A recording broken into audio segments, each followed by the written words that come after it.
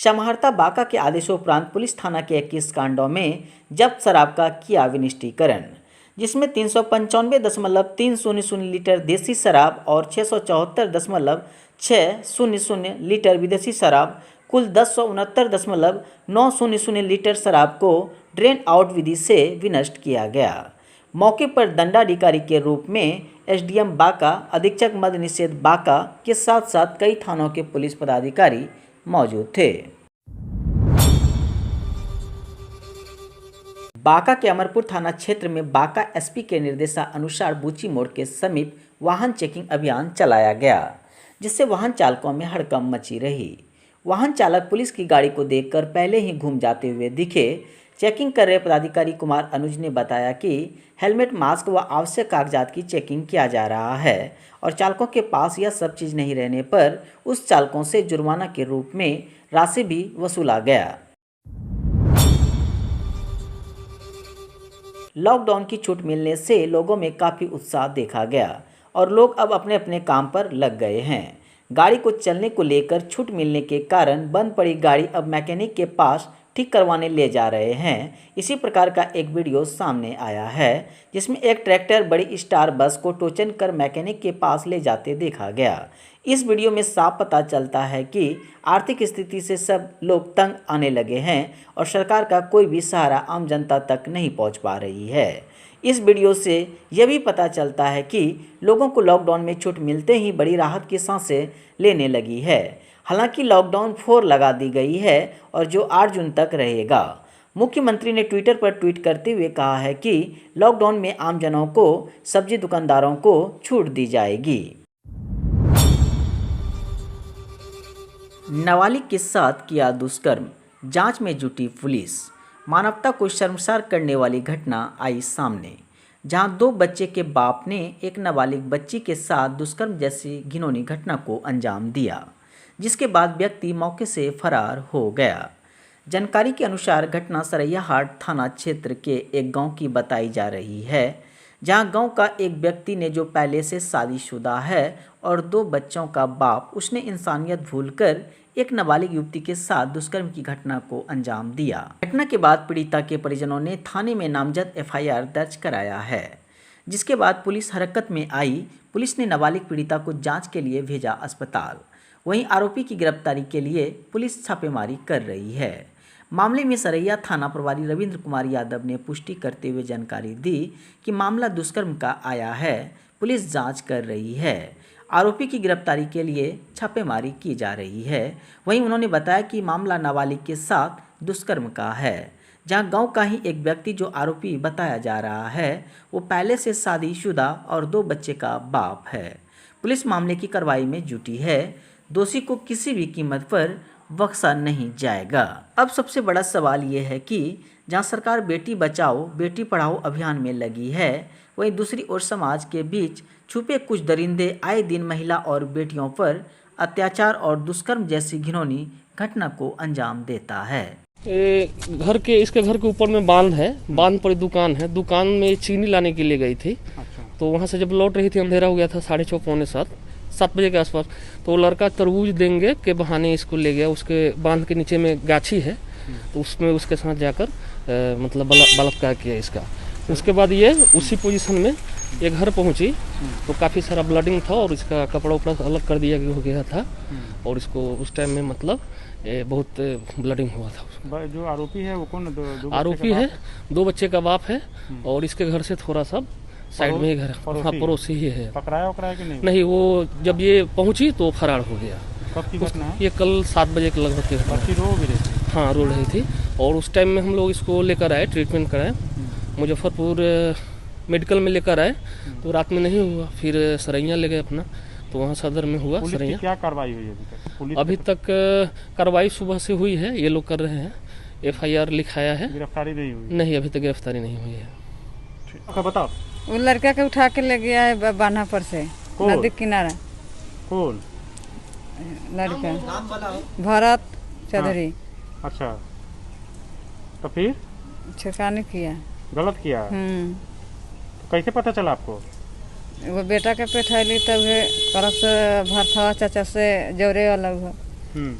तब वे पारा तकली 2 घंटा ले तो 2 घंटा के बाद अयलक तो ये लड़की से कलक से भरथवा चाचा से कलक है। बच्ची की तबीयत खराब है? बच्ची की किस स्थिति है? ठीक है। कौन गांव के मामला है? और जोधपुर सहीला। कौन है आरोपी? कौन है ये आरोपी? कौन है ये? मतलब कौन? 2 बच्चे के बाप है? कौन है? दो लड़का के बाप। कितना उम्र है? 28 साल। पुलिस प्रशासन की लापरवाही, बिना मास्क लगाए महिला कांस्टेबल कर रही है मास्क की जांच। अमरपुर शहर के बस स्टैंड पर पुलिस प्रशासन के द्वारा प्रत्येक दिन चलाया जा रहा है मास्क जांच अभियान, लेकिन जांच करने वाले खुद मास्क ना लगाए और मास्क का चेकिंग करे तो आम जनता पर क्या असर पड़ेगा। ऐसे ही घटना अमरपुर शहर के बस स्टैंड पर पुलिस प्रशासन की लापरवाही देखने को मिली है। बताते चले कि पिछले 2 दिन से लगातार वाहन जांच अभियान के अंतर्गत मास्क, सीट बेल्ट, हेलमेट, ई पास आदि का जांच कर रहे महिला पुलिसकर्मी बिना मास्क लगाए देखी गई। रजौन प्रखंड के तिलकपुर पंचायत अंतर्गत खिरजान गांव में सड़क की स्थिति बहुत ही दयनीय है, जिस पर ना स्थानीय प्रशासन न ही जनप्रतिनिधि, मुखिया या विधायक का ध्यान आकृष्ट हुआ है। अब जनता क्या करेगी? जनता कीचड़ में चलने को मजबूर हैं और स्थानीय विधायक, जिला की वरीय पदाधिकारी समेत कुंभकर्ण के भांति सोए हैं। कई ग्रामीणों ने कहा कि हम लोग चुनाव में वोट का बहिष्कार किए थे, लेकिन विधायक भूदेव चौधरी के आश्वासन देने पर हम लोगों ने वोट किया था, लेकिन आज तक झूठे वादे के भरोसे जी रहे हैं। आगे कहा कि जिला पदाधिकारी बांका से लेकर सीएम नीतीश कुमार को लिखित रूप से आवेदन देने पर भी कोई उपाय नहीं किया गया है। विधायक जी अगर थोड़ा भी आंख में पानी हो तो अपने जनता से किए वादों को निभाएं। अच्छा, ये आपके गांव में विकास काहे नहीं हो रहा है? नहीं हो रहा है। कहता है कि जाए होगा। इसी तरह विधायक जी को हम लोग वोट का बहिष्कार किए। कौन सा विधायक जी?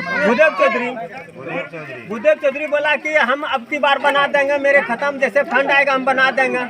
आज 3 दिन तक नहीं बना तो बोले, कई बार बोले चलिए गाँव जाकर के देखिए, तो बोलता है कि हम जाकर के वहाँ क्या करेंगे, हमारे पास फंडे नहीं आया है, जब फंड आएगा तब जाएंगे। मनीष बाबू क्या बोले? मनीष भी यही बात बोल करके अगला पंचवर्षी उसको यहाँ से बहुत वोट दिए थे, बोला था कि हम वचन देते हैं कि अब की पंचवर्षी में हम बना देंगे।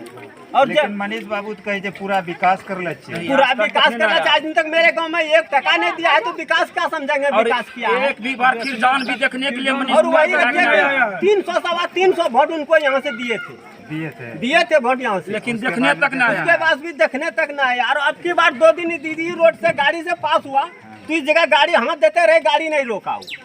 कोई यानी जनता के पास जब वोट मांगने आते हैं उस समय कहते हैं कार्य करेंगे, उसके बाद नहीं करते हैं, कुछ तक रिसीव नहीं करते। अरे रुकते नहीं है। आपकी पंचवर्षी में जो इलेक्शन हुआ तो यहाँ आया 1 दिन नहीं है, रुका भी नहीं हाथ देने के। आपके क्षेत्र का ग्रामीण कार्य मंत्री जयंत राज जी, लेकिन वो आए थे, उनके पास इस समस्या को लेकर सब हम सब करके देखे, पूरे हर जगह कहीं नहीं चुके हैं जाने के लिए। तब उनके बारे में क्या करना? कुछ नहीं, बोला कि ठीक है हो जाएगा। कहाँ हो रहा है? नहीं हो रहा है। हमारे पास हम लोग गांव का आदमी सगरे जाते जाते थक गए, इसलिए हम लोग छोड़ दिए हैं कि कदम में बोलेंगे, क्या करेंगे। उषा देवी पूरा गांव में विकास नहीं हुआ ना कते दिन में था कदा तो ना मते कौन जम नहीं तो नीतीश के गाड़ी करना लगी नीतीश गले म झारखंड मरे कोरोना वाला जे नीतीश का। अच्छा ये बताइए, तोरा गांव में जब से तो आइलो छ शादी करे का यह स्थिति देखा दवा की हमरा से 35 साल 40 साल शादी हो गई, तो इन्हें सुन लिया कि इन्हें बोले कि यहाँ कोई शादी करना चाहिए, बे करते हो बहुत ना आइले पर हाथ घुरी गेली लड़का लड़की। अमरपुर थाना क्षेत्र के अमरपुर बाजार में नहीं हो रहा है सोशल डिस्टेंसिंग का पालन। पुलिस की गाड़ी को देखते ही दुकानदार अपना अपना दुकान बंद कर देते हैं, उसके बाद पुलिस जाने का इंतजार करते हैं। जैसे ही पुलिस की गाड़ी आगे बढ़ती है वैसे ही दुकानदार फिर से दुकान खोलकर बिक्री करने में लग जाते हैं और ना ही चेहरे पर मास्क लगाते हैं और ना ही किसी ग्राहक से सोशल डिस्टेंसिंग का पालन करवा पाते हैं। अमरपुर शहर का यही नज़ारा कोरोना को आमंत्रण देने जैसे लग रही है। इस भीड़ से आपको साफ लग रहा होगा कि लॉकडाउन का कोई भी असर इस बाज़ार में नहीं है। पहले की तरह ही अपनी खरीदारी कर रहे हैं, साथ ही साथ न ही चेहरे पर मास्क लगाए हुए हैं। आखिर कोरोना महामारी के इस दौर में लोग इतने बेखौफ क्यों है? घरेलू विवाद के कारण महिला की हुई मौत। चानन प्रखंड क्षेत्र अंतर्गत चानन पंचायत के नावाडी गांव में बीते रात एक महिला की संदेहास्पद मौत हो जाने की मामला प्रकाश में आया है। जानकारी के अनुसार बीते रात सुनीता देवी एवं उसके पति राजेश राउत के बीच शराब पीने को लेकर आपसी विवाद हुई थी, जिसके लेकर राजेश ने सुनीता के साथ मारपीट किया था। वहीं घटना को लेकर मृतक सुनीता देवी के पति राजेश राउत ने बताया कि बीते रात अचानक सुनीता को पेट में दर्द होने से मौत हो गई। इस संबंध में किसी प्रकार की जानकारी चानन थाने में नहीं दी गई है।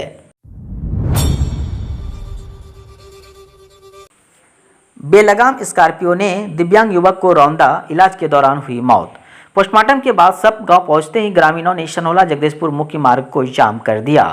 जगदीशपुर थाना क्षेत्र के अंतर्गत सनोला जगदीशपुर मुख्य मार्ग पर योगीपीर गांव के निकट देर रात्रि बेलगाम अज्ञात स्कॉर्पियो ने एक दिव्यांग युवक को रौंदा और स्कॉर्पियो मौके से फरार हो गया।